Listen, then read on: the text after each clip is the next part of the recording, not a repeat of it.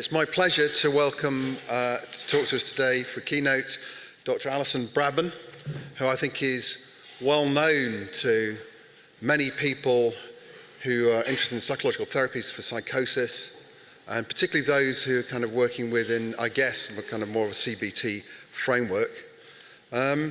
Alison has achieved many things over the years. She qualified as a clinical psychologist in 1990. She's been a Beck Scholar at the Institute of Cognitive Therapy in Philadelphia and a visiting lecturer at Harvard teaching staff CBT for psychosis. More recently, it's her role as an expert advisor to the AMH team with NHS England and her focus on improving access to psychological therapies for people with psychosis and bipolar disorder, which has been particularly influential in developing services in this country. She also works as recovery lead within the mental health service within the northeast of England, where she's tasked with the challenge of changing the culture of the organisation and making it more service user-centric. Alison also works as a clinician in the early intervention service there. And in the last few years, she's been very involved in developing NICE guidelines for treatment of psychosis, and has also been a member of the Schizophrenia Commission, which I think many of you know about, which was an attempt to provide an overall review of the way that services are delivered to people with psychosis and the limitations of those services. So, without saying any more ado, I'll introduce Alison, who's going to talk to us about improving access to psychological therapies for psychosis, a 10-step plan to make real change happen.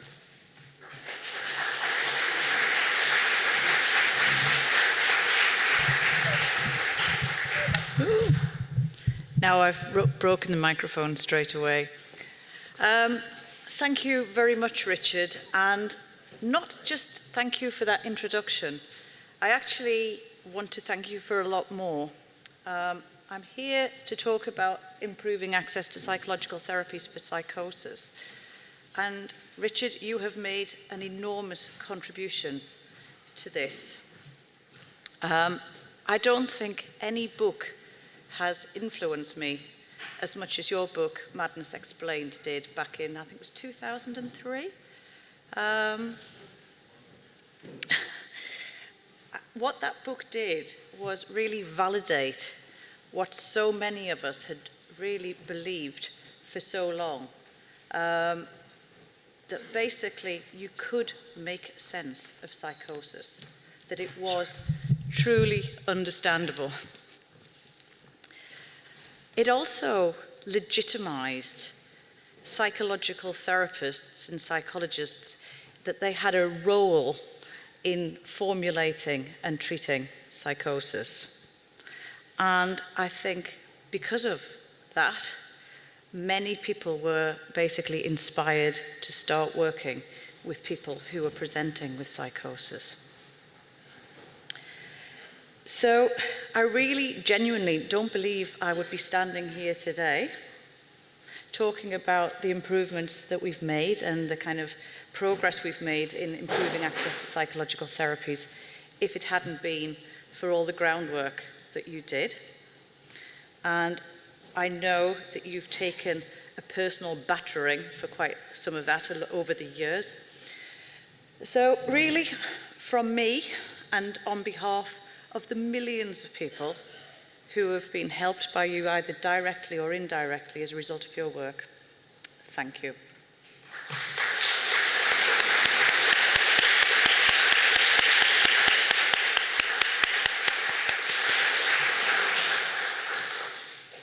Okay, I'm here to talk about improving access to psychological therapies for psychosis, but before I do that, let's hope this works. I just want to tell you a few things about me that perhaps Richard didn't mention. So first and foremost, I really do identify myself as a clinical psychologist. It's something I'm very proud of, and it's something that I actually wanted to do from about the age of 14, which is weird. But I do have these kind of 3 jobs that Richard mentioned. So I've got this advisory job to the adult mental health program. I'm the recovery lead in a trust in the northeast of England, and I'm also a clinician. I'm also a Geordie, which for those of you who don't live in the UK means that I live in Newcastle upon Tyne, which is in the northeast of England. I also have family members who suffer with psychosis, and I also have my own personal struggles and emotional life. In other words, I'm a human. And absolutely primary to all of this, I have a dog and I love it. And that's her, that's Safi, and she keeps me going on the bad days. But although I could easily talk for the next hour about the benefits of dog ownership, I'm actually here to talk about improving access to psychological therapies for psychosis. Now, for those of you who live in the UK, you're probably very familiar that there's something called IAPT, and that stands for Improving Access to Psychological Therapies, which is a national program which was established to basically improve access to psychological therapies for depression and anxiety. And the IAPT program was funded, it was given £173 million per annum in an attempt to improve access to psychological therapies. But about 7-8 years ago, Rethink Mental Illness, which is a charity in the UK, started lobbying that there should be some money put aside to actually improve access to psychological therapies for psychosis. So 7 years ago, £1.5 million was put aside to improve access to psychological therapies for psychosis. And I took up a post at the Department of Health to lead in terms of that program to hopefully improve access to psychological therapies for psychosis. Now, 6-7 years later, I'm standing here today, and I'm very proud to say that we now have a national mandated policy that says that absolutely every person in England with a first episode of psychosis has to be offered CBT for psychosis and family interventions. I think that's quite amazing. So what I'm going to be doing over the next, I know I haven't got much time, but next 45 minutes or so, I'm going to talk to you about what I see as the kind of key milestones that I feel we had to achieve to really get to that stage of having a national policy and implementing it. But before I go there, I just want to kind of reflect a bit, because as I say, I've got those three roles. I have a very much a values-based role as well as a evidence-based practice implementation role. But I don't think I probably need to do this, but I'm just going to try and provide a rationale why I think improving access to psychological therapies for psychosis is so important, not just from an evidence-based perspective, but from a values base. I think there have been some real sea changes in mental health services in the UK over the last 10 to 15 years. And one of those has been the move to a focus on personal recovery, away from that kind of focus on clinical recovery. And of course, personal recovery is all about this idea that it is actually possible to have a meaningful and satisfying life, irrespective of whether you've got a mental health diagnosis or whether you're experiencing what are classed as mental health symptoms. Personal recovery is not about cure, it's not about getting back to normal, it is about well-being. And of course, what makes one person get out of bed in the morning is very, very different from another person. So recovery and well-being has to be individually defined. I've got to say, I'm not really keen on the term recovery. I think it kind of still has clinical undertones. I'd much rather think about kind of well-being. And the point is that once we start thinking about well-being, we stop thinking about illness. We stop focusing on kind of pathology. Instead, we start thinking about what it is that makes us thrive. But there's another element to this as well, because what makes us thrive goes across all of humankind.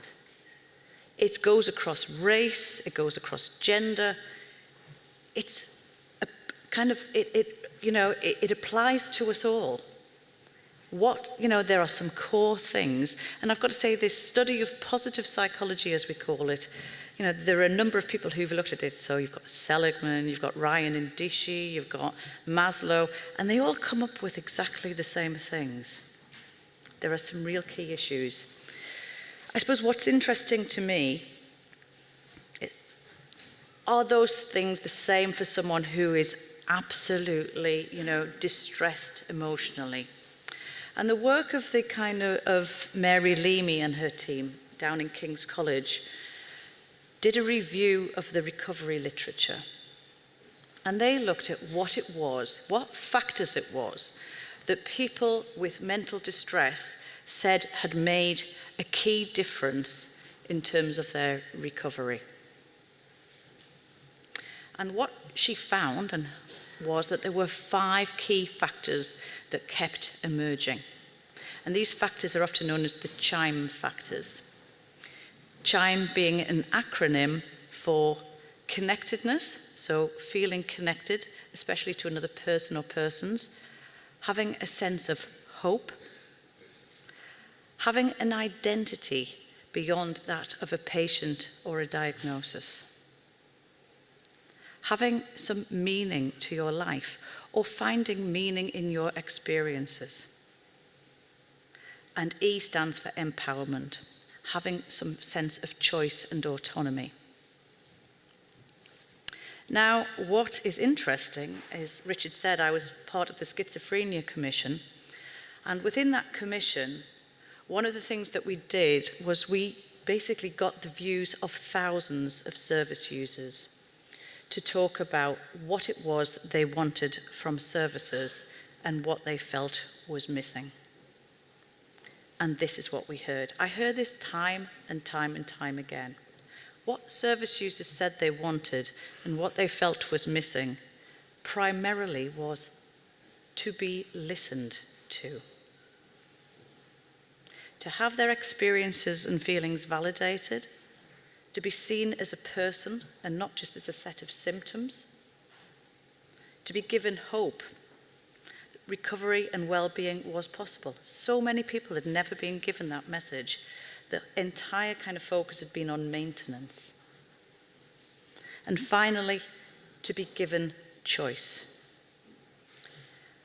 Now, I don't know about you, but I think that list is a bit of a damning indictment of mental health services. What it's saying is people are just not having that relationship that we know is absolutely central to well-being.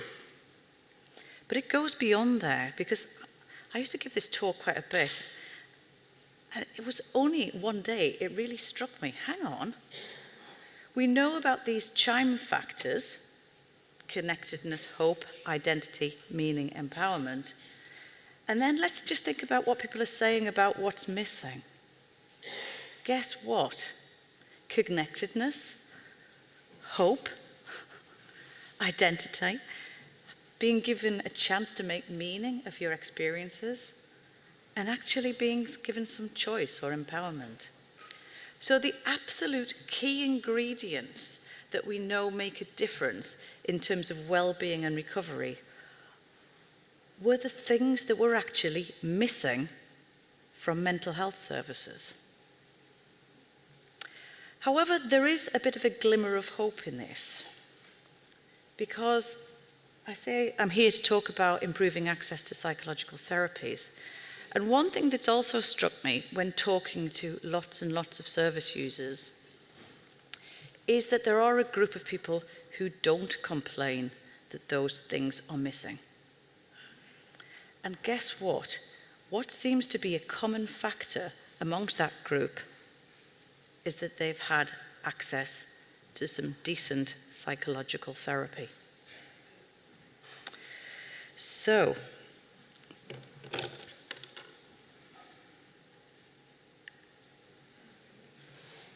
I think when people get access to high-quality psychological therapy, what they're getting is access to a relationship where they feel listened to and they have their experiences and their feelings validated. They get that connectedness. Just by offering psychological therapy, you're moving beyond maintenance. You are actually delivering hope that things can improve. If you're a decent therapist, you should be focusing on the whole person and not just their symptoms. You should be formulating and making sense and giving meaning to that person's experiences.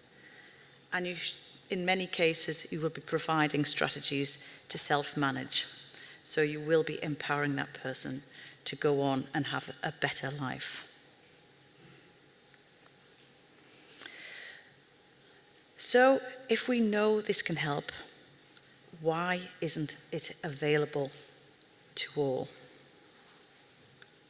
Well, there are a whole host of different factors. But one is that people just still don't seem to believe that psychological therapies can make a difference in psychosis. But even those who do actually believe that, when it comes to commissioners and providers and new managers, they're not quite sure what should be available.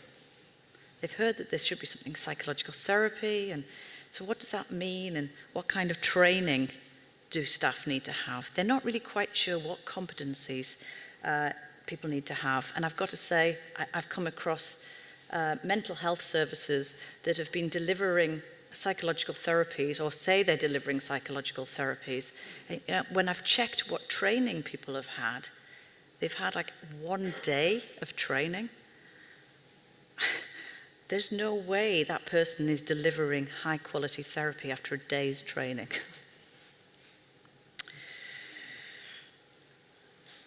There's also a problem that people don't have access to high quality training and supervision to work with psychosis. There's been a real lack of that.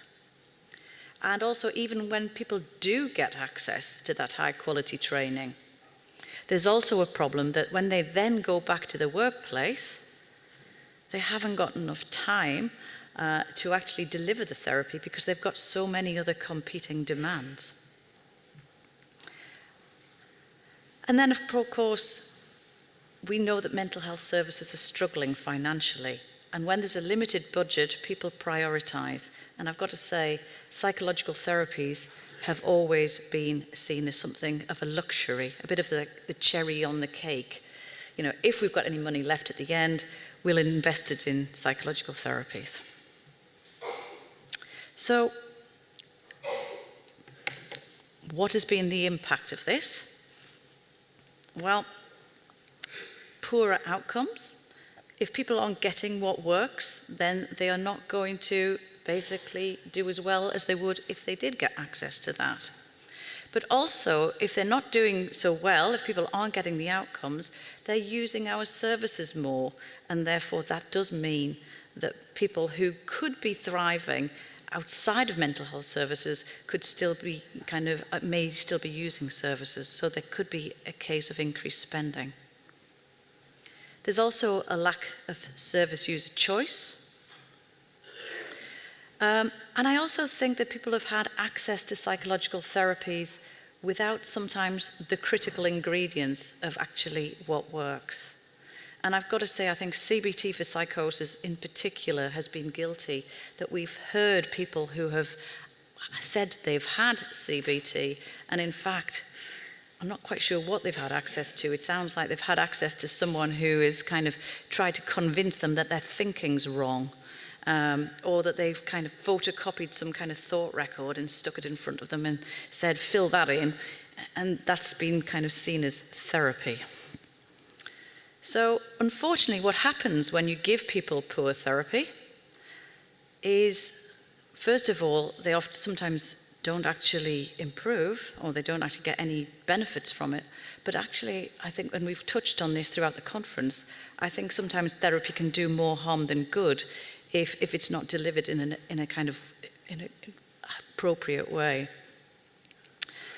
So, and of course, if people are kind of not getting access to decent therapy, what happens, and I think this has happened in the UK, what you get is a strong service user kind of voice saying, this therapy, this CBT is awful. We don't want access to it. And actually, I think we've been at a real risk that, you know, in terms of improving access, that people, I've heard service users saying they actually don't want access to this because what they've been getting access to is really poor quality therapy. So, just thinking about improving access, I'm here to talk about my 10-step plan to improving access. So, to actually improve access, we need to overcome those implementational barriers that I mentioned earlier. So, over the next 25 minutes, I'm going to talk about what you can all do in your own countries if you want to improve access to psychological therapies. This is my 10-step guide. So, step 1. You need to prove that what you're delivering actually works. And you need to get that recognised nationally. Now, we have the fortune of having our NICE guideline in England. And the NICE guideline basically looks at all the evidence there is for any kind of condition and decides what it is that should be offered. And we've had a NICE guideline on, originally it was schizophrenia, it's now psychosis and schizophrenia, since 2002. And what that guideline says is that everyone with psychosis or a diagnosis of schizophrenia should be offered both CBT for psychosis and family interventions. And that is irrespective, they say, of the phase. They also say that those people who have got what they class as an at-risk mental state should also be given the opportunity to have CBT for psychosis and family interventions. And in fact, that group should not be offered antipsychotic medication.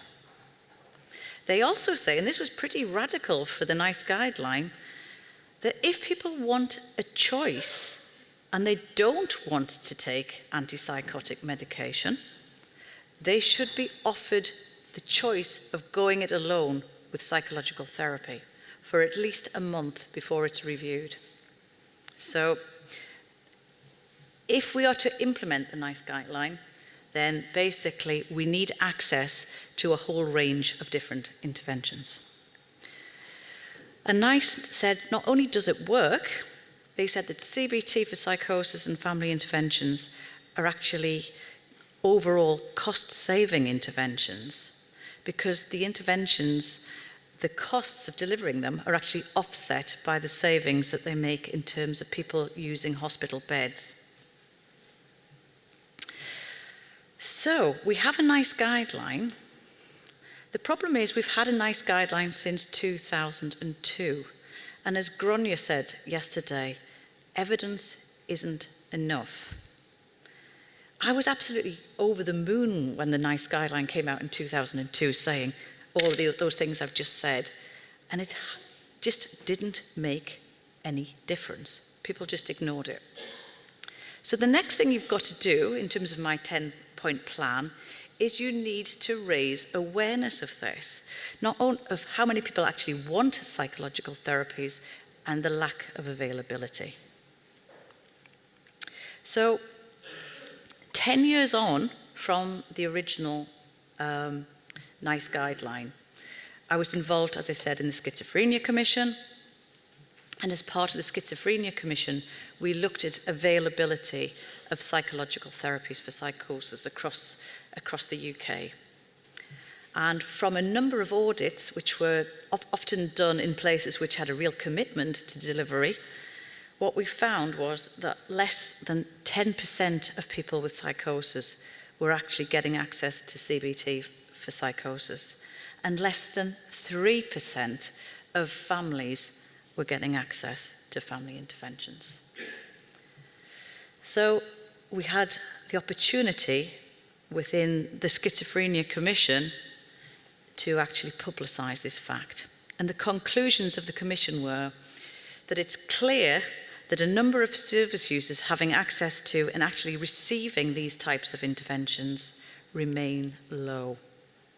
And that this, i.e. access to psychological therapies, is probably the largest deficit that exists in the treatment provided by trusts in the UK. So we got that out publicly. But that, of course, isn't enough in itself either. So then we move on to step 3. We've said there's a deficit, we've said people want access to this, so we need to let people know what is actually required to deliver high quality interventions. So the next thing we did was we developed what was classed as the workforce calculator. And we used a workforce calculator based on some actual services. In my initial few years as the kind of, in my role in improving access to psychological therapies, I said I only had a budget of £1.5 million. So, which is actually really tiny when you're talking about a national implementation plan. So what we actually spent that money on was actually setting up what we classed as demonstration sites. These were sites which were actually doing a decent job at improving access to psychological therapies for psychosis. And what we were able to do with those sites is use them as case studies. And from those sites, what we were able to do is to work out, for example, things like how many people, if they were offered psychological therapies, would actually take it up. How many sessions of therapy most service users would actually want. What was the caseload size you needed to have to deliver therapies.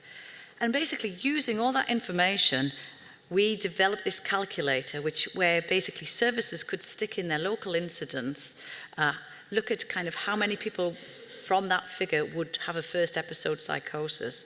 And then it basically popped up with a figure that said, you will need this number of therapists in your team to deliver, to meet demand.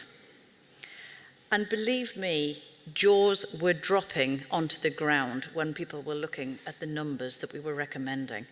It was nowhere near the level of provision. It was way, way, way exceeding anything that anyone had ever done.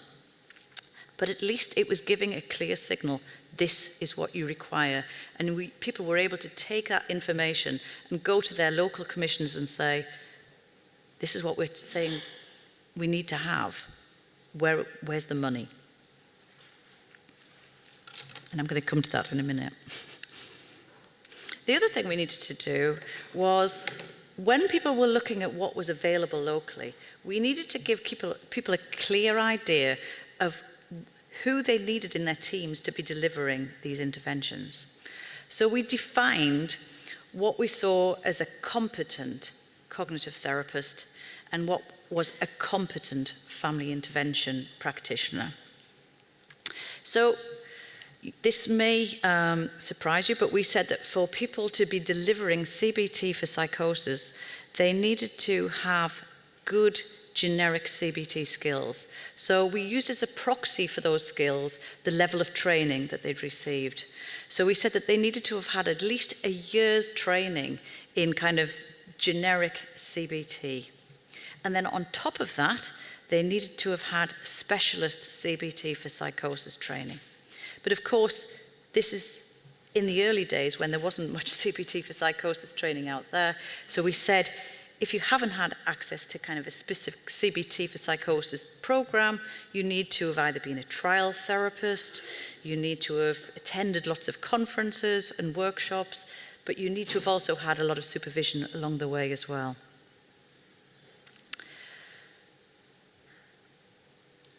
When it came to family interventions, I've got to say, and a lot of you may be kind of quite shocked to see this came from NICE guidelines. We looked at what the training was that the people who were delivering the therapy had who were in the original trials. And it looked like they'd had a minimum of 5 days structured family intervention training. But they'd also had regular supervision. So this is what we set as the absolute minimum. But you've got to remember, there was also the expectation that people had a professional kind of background before they did their training. Once we defined who should be delivering the therapy, what we did was carry out a national audit to determine what was out there already. So we said, how many people in your team meet those kind of criteria? And we looked at English early intervention in psychosis teams. And this is what we found. So I know a lot of people, when I talk to people, people think that in England, we've always had a really high level of availability of CBT for psychosis. Not so much family intervention, but there's always this kind of view out there that we're ahead of the game. So you may be quite shocked that in early intervention services, which were seen as the kind of the jewel in the crown of our mental health services, what we found didn't reflect what people thought. So this was the national picture, that we had 120 EIP teams, and on average, there were 115 service users for each CBT therapist in the team. When it came to family interventions, on average, there were 67 service users per whole-time equivalent trained family intervention worker.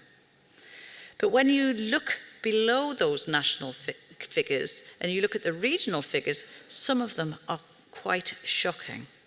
So if you look at, for example, the south of England, 23% of EI teams had absolutely no CBT for psychosis provision whatsoever, and 50% of them in that region had no access to family interventions whatsoever. And this is following a nice guideline that has been around for about 14, 15 years at the time. So that evidence base was making no difference. So the next stage was, okay, let's just think about this. It's nice, isn't working. Let's actually show psychological therapies working in a real world setting. And that's step 4. So I talked about those demonstration sites.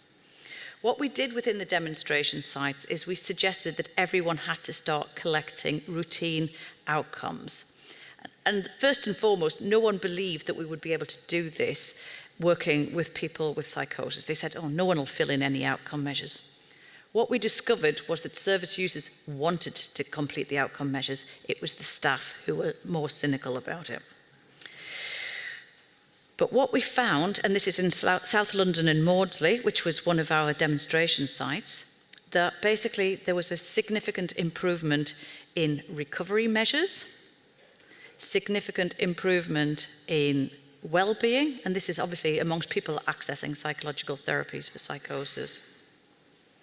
There was a significant reduction in distress, and also a significant reduction in use of the crisis services in that area, which meant that they were saving money.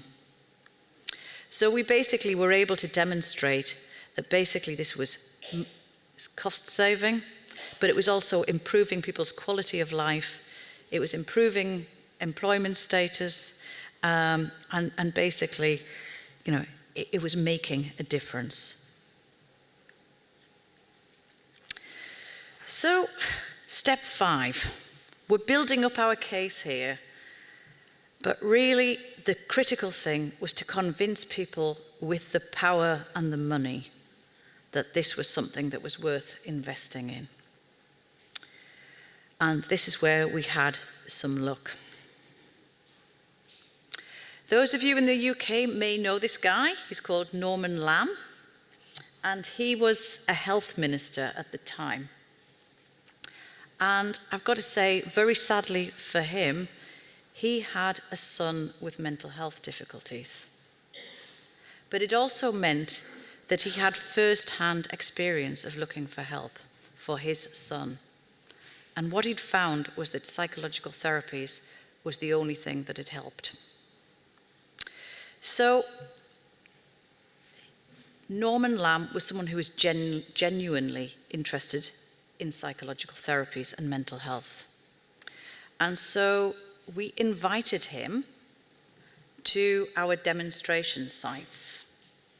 And what was so interesting about Norman Lamb is that when he went to the demonstration sites, he actually wasn't that interested in talking to the senior managers who were all waiting to discuss their services with him. What he wanted to talk to, or who he wanted to talk to, were the service users using those services. And he actually made a point of going and talking to the young people who had had access to psychological therapies. And he was genuinely moved by what he heard. Quite a number of them told him that they wouldn't have been there today if it hadn't been for the services that they received. And he was moved to tears. So much so this had so much impact that it remained with him for days and weeks afterwards, because he was interviewed a number of times after that visit for a number of other reasons, but he was appearing on TV and radio, and he kept talking about these services and the people he'd met and what a difference psychological therapy had made to their lives. Perhaps luck for us, but perhaps, it wasn't luck, but I suppose at the same time there was some kind of serendipity here, because it was at the time of the Coalition Party, and Norman Lamb was a Liberal Democrat. He still is a Liberal Democrat, and he knew that his time was limited. He wasn't going to be in power for much longer. And I think he was absolutely determined that he was going to leave a legacy to make sure that people with psychosis could benefit from psychological therapies. And this is where things really started getting exciting. So we basically I can't remember the year now, but basically we developed a policy that said that basically we needed to have some parity in mental health with things such as cancer, which had standards.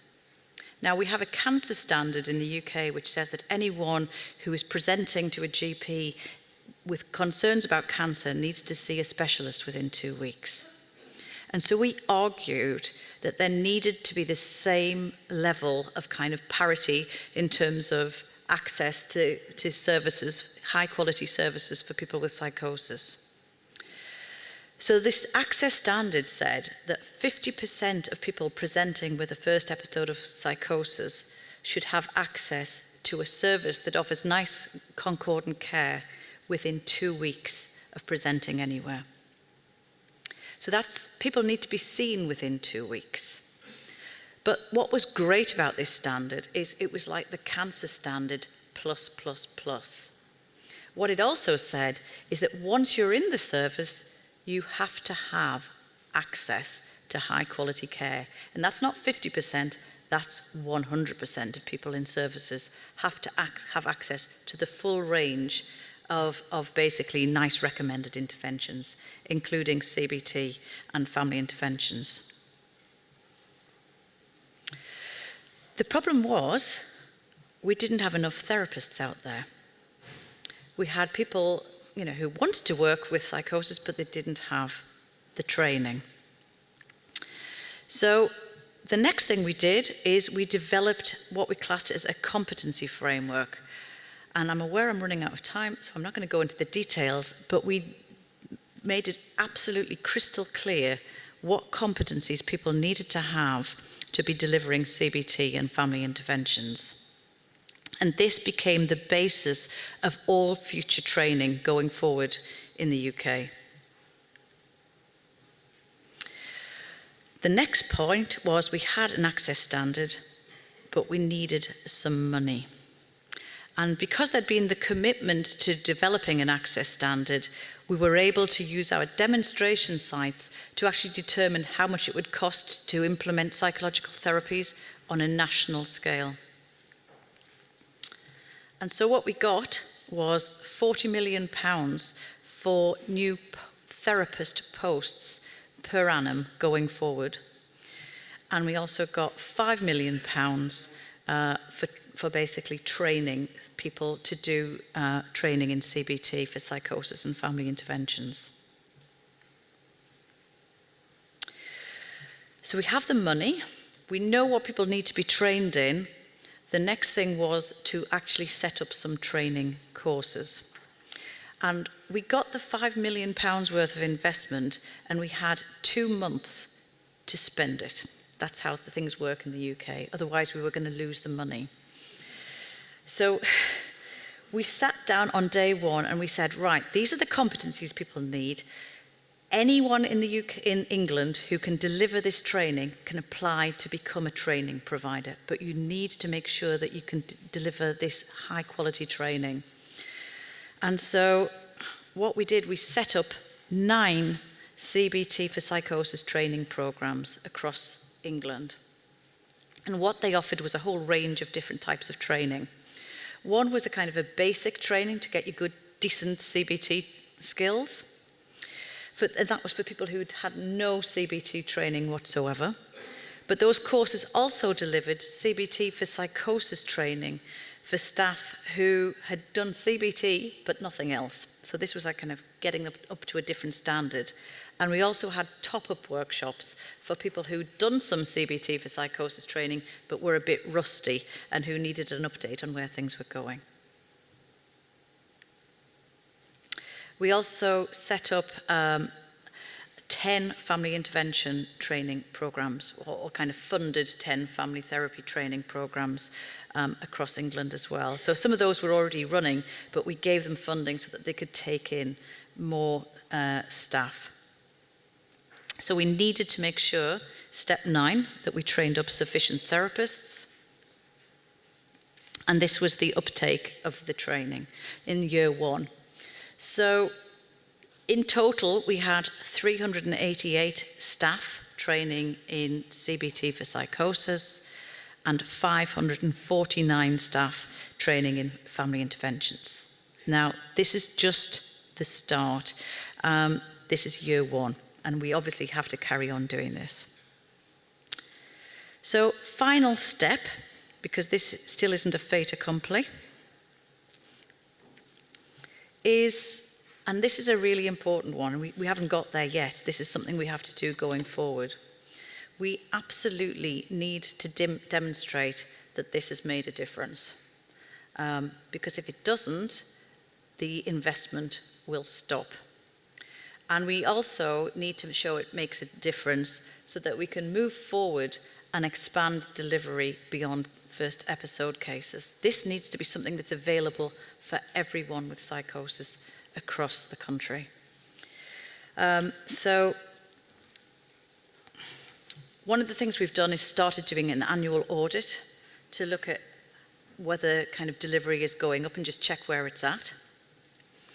And also within our kind of standard, we've also said that people have to start taking or collecting routine outcome measures. And the measures we've asked people to take were based on a kind of, we had a focus group thinking about what were the most meaningful outcomes for service users. And what we came up with was people wanted to focus on personal recovery, not symptom reduction, and quality of life. And I'm hoping that going forward, what we'll be able to do is to demonstrate that there's a relationship between services that are actually following the standard and actually have got a decent level of provision, and where there isn't that provision, basically what we should see is that outcomes aren't the same.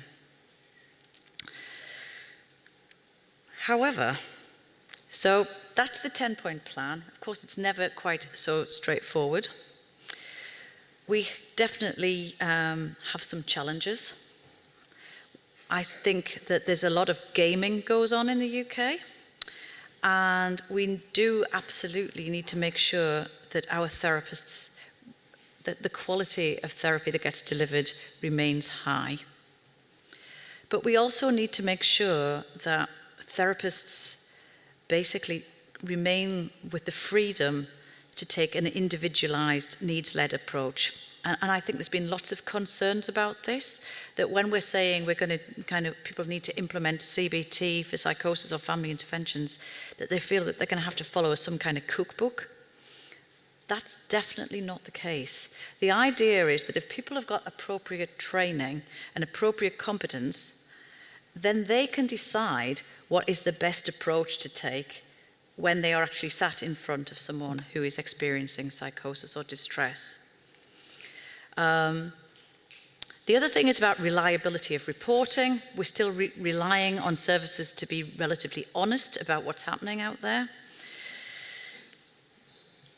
We also have a problem that money isn't always reaching the services. We said that £40 million per annum was kind of allocated for implementing this standard.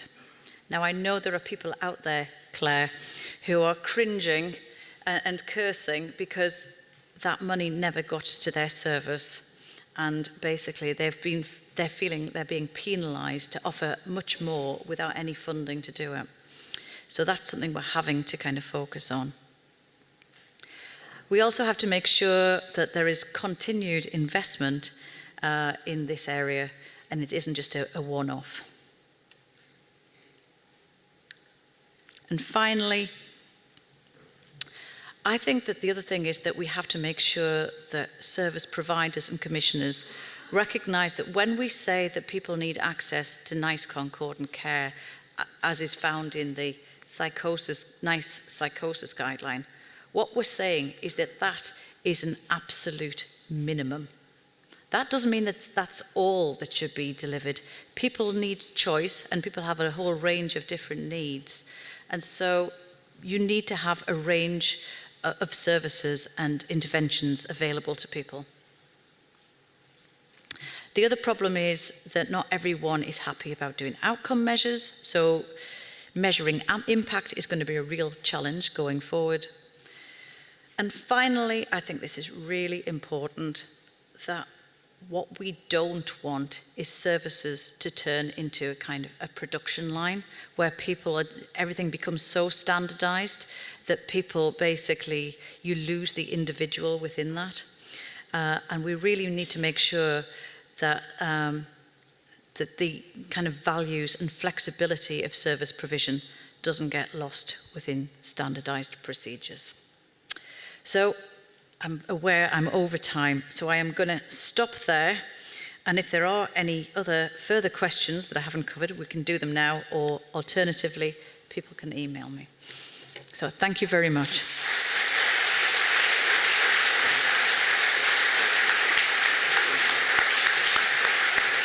Should we take a few questions now? It's a good time. Thank you for your...